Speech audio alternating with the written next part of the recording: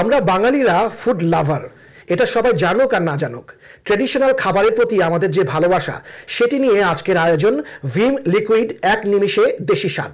আর সেই গল্পের সঙ্গী হতে আমাদের সঙ্গে আছেন একজন বিশেষ ব্যক্তি, যিনি ফুড কন্টেন্টের মাধ্যমে দেশি বিদেশি খাবারকে তুলে ধরেছেন। আমাদের অতিথি আদনান ফারুক হিল্লোল। আপনাকে স্বাগত। আপনি গরুর মাংসের কথা বলছিলেন প্রথম পর্বে, কিন্তু এই আয়োজনে আর কি কি খাবার থাকছে?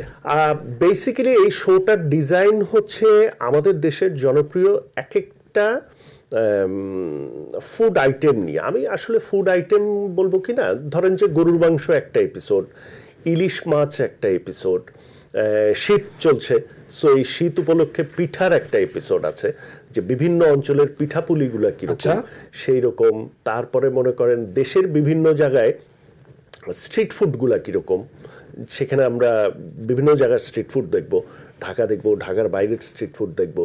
তারপরে আপনার বিয়ে নিয়ে একটা এপিসোড আছে, যে আমাদের যেহেতু উইন্টারটা আমাদের দেশে একটা ওয়েডিং সিজন, সো সেই ওয়েডিং সিজনে আমরা একদম মফস্বলের বিয়েও দেখি, ঢাকার বিয়েও দেখি, আবার একদম জামাইয়ের সামনে যে বিশাল সাগরানা একদম উপস্থিত হয়। মানে বিয়ের তো, বাংলাদেশের বিয়ের তো একটা অন্যতম অনুষঙ্গ হচ্ছে খাবার। হ্যাঁ, কে কত ভালো খাবার, ভিন্ন ধরনের খাবার উপস্থাপন করতে পারে। আবার সেটা এক এক অঞ্চলের খাবার এক এক রকম হয়। কিন্তু যেমন আপনি নদীর কাছাকাছি অঞ্চলের বিয়েতে কিন্তু মাছের একটা আধিক্য থাকে, আচ্ছা, আবার ঢাকার দিকে আমাদের কিন্তু মাংসের আধিক্য থাকে অনেক বেশি।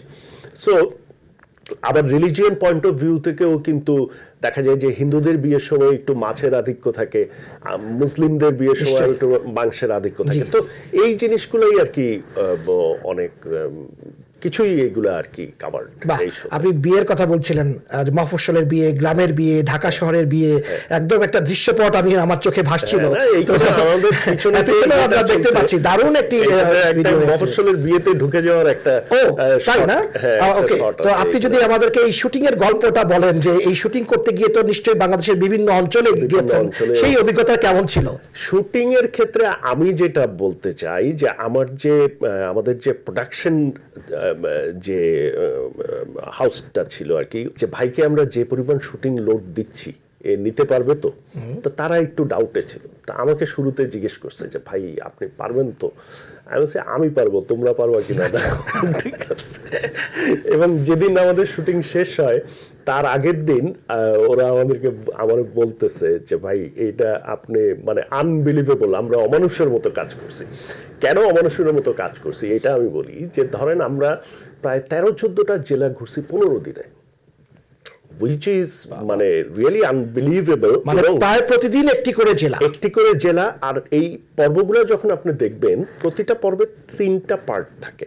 যেমন আমি বললাম না, গরুর মাংসে ধরেন আমরা সিলেটে গরুর মাংস খাচ্ছি, সাতকরা দিয়ে কিভাবে গরুর মাংস রান্না হয়, এটা তো একটা শুটিং জোন। কারেক্ট। এখানে 35-40 জনের একটা টিম, তারা পুরো শুটিং জোন সেট ক্রিয়েট করতেছে, করে ওইখানে শুটিং হচ্ছে। এবং এই 30-40 জনের একটা শুটিং টিম, এক্স্যাক্টলি, এটা তো একটি সিনেমা ফিল্মের মতো। পুরাই আমাদের পুরাটা ওইভাবেই শুট, এবং এটা বিশাল আয়োজন। প্রত্যেকটাই হচ্ছে রিয়েল লোকেশন। আচ্ছা, কোনোটা এমন না যে সেটের ভিতরে তৈরি করে প্রত্যেকটা রিয়েল লোকেশনে পুরা সেটটাকে ক্রিয়েট করে ওইখানে এই 30-40 জনের টিম কিন্তু একটা পার্ট করতেছে। এরকম প্রতিটা এপিসোডে হচ্ছে 3টা করে পার্ট। এবং আপনার প্রথম সিজনে আমরা 6টা এপিসোড শুট করছি, তার মানে 318টা। সো এরকম 18টা কভার করছি আমরা 14 দিন বা 15 দিন। সো সবাই সাংঘাতিক এফোর্ট। কত মজার মজার খাবারের কথা বলছেন, এইগুলো শুনেই মানে জিভে পানি চলে আসছে। এতক্ষণ সঙ্গে থাকার জন্য আপনাকে অনেক ধন্যবাদ। দর্শক, ভিম লিকুইড এক নিমিষে দেশি স্বাদ অনুষ্ঠানটি দেখার জন্য আপনাদেরকেও ধন্যবাদ জানাচ্ছি।